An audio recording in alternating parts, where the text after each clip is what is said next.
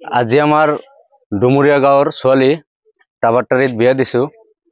এই আজি নাৰী দিৱস গ'ল।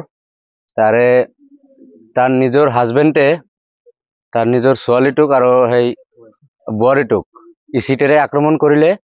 ইহঁতে বৰ্তমান মৰণৰ লগত যুঁজি আছে দিনাৰাম হস্পিটেলত।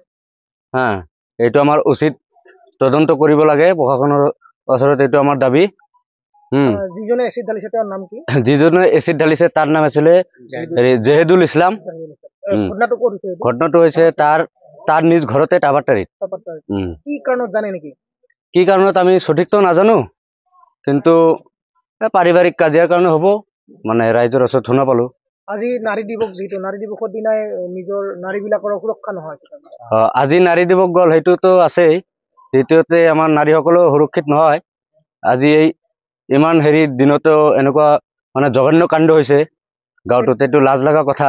এতিয়া আৰক্ষীক কি দাবী জনাব? আৰক্ষীৰ ওচৰত এইটোৱে আমাৰ দাবী যে আমাৰ নাৰীগিলা সুৰক্ষিত থাকিব লাগে।